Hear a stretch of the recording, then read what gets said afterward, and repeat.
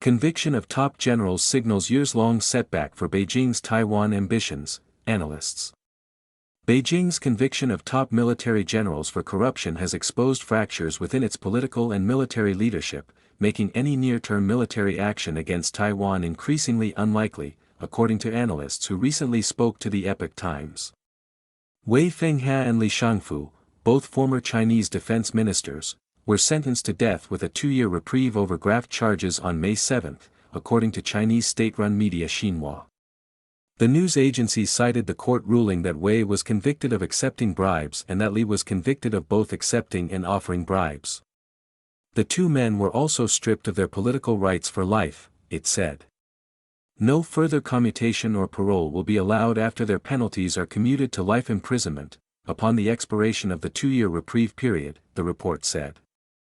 The sentences were the harshest ever handed to senior People's Liberation Army generals under the military's anti-corruption campaign, Hong Kong newspaper Ming Pao reported on May 11. The PLA Daily, the Chinese military's official newspaper, published a commentary on May 8 stating that the disgraced officials faced legal consequences, entirely of their own making. The verdict fully reflects the unwavering resolve of the top military command of the Chinese Communist Party to punish corruption, it said. Wei led the Chinese Defense Ministry from 2018 until March 2023, when he was succeeded by Li.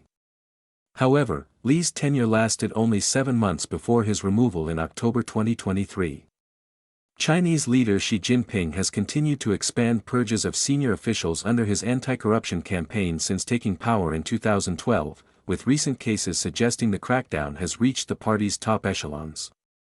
In January, veteran PLA commanders Zhang Youxia and Liu Junli were placed under investigation for alleged grave breaches of discipline and law. Zhang holds the rank of vice chairman of the Central Military Commission and sits on the Political Bureau, or Politburo, of the CCP's Central Committee, while Liu is a member of the CMC and heads the CMC Joint Staff Department. In April, Ma Xingrui, another Politburo member and former Xinjiang Party secretary, was targeted on similar allegations. Absolute obedience. Su Tsuyun, a senior analyst at Taiwan's Institute for National Defense and Security Research in Taipei, said the verdicts reveal serious problems between the CCP's political and military leadership. Wei and Li were both promoted by Xi, yet the PLA Daily used exceptionally harsh language to denounce them, Su told the Epoch Times. This suggests that Xi is either projecting an image of iron discipline by punishing his own protégés, or the military's corruption has simply grown too deep to hide. More than 100 senior PLA officers have been purged or gone missing from 2022 through February 20, 2026, according to the China Power Project at the Center for Strategic and International Studies, a US-based think tank. Su said the sweeping campaign is unprecedented, and as those targeted implicate their former associates, the crackdown will likely continue for at least 2 more years. Arthur Ding, professor emeritus at National Chengchi University in Taiwan, said that bureaucratic graft in China has reached extreme levels over the past 40 years of reform and opening up, and she may be leveraging these cases to cement absolute obedience to the CCP. She could certainly be using the anti-corruption drive as a tool for political purges, Ding told the Epoch Times. But because the Chinese system lacks any external oversight, she is likely making a severe example of them to deter others and enforce strict political compliance across the bureaucracy. Command chaos. Su said the sentencing of the top generals also highlights Xi's expanding authoritarian rule, which stifles military progress and degrades the PLA's combat capabilities. Although the PLA has improved its military equipment, the current strategic and organizational culture will constrain those hardware upgrades, Su said. The purges also show that a severe gap has emerged within the Chinese military's entire command structure. Ding said the situation reveals Xi's distrust of the military's established hierarchy, which will undermine military readiness and delay weapons production. After these officials are removed, the Military Disciplinary Commission must assign replacements to master these technical weapon systems, but arms manufacturing is highly complex, Ding said. It will take significant time for their successors to gain the necessary expertise, inevitably stalling procurement and delaying equipment deliveries. Hindering Taiwan invasion. The ongoing purges suggest the PLA is unlikely to offer candid military advice to Beijing, directly impacting its potential invasion of Taiwan, according to Su. Taiwan is a self-governed democracy that the CCP has never controlled but has vowed to annex by force.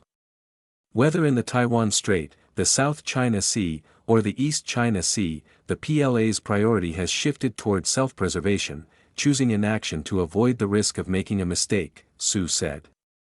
Su also said that the Chinese military remains hesitant due to the strengthening of defense ties between Washington and Taipei, and to Tokyo's commitment to securing the First Island chain. The First Island chain, which includes Taiwan, mainland Japan, and the Philippines, is widely seen by analysts as a strategic buffer limiting China's ability to project military power into the Pacific.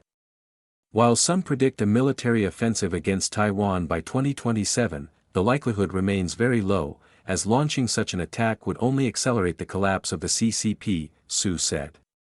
She is unlikely to act impulsively because his primary focus is securing another term, and he can still meet his political objectives without attacking the island.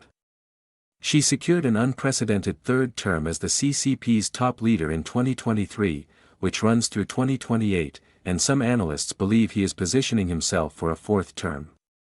In a similar vein, Ding said that the current leadership shakeup creates significant obstacles for large-scale PLA operations. Positions in the top military command in China must typically be filled by the most senior and experienced generals, but the crackdown has left a shortage of qualified talent, Ding said.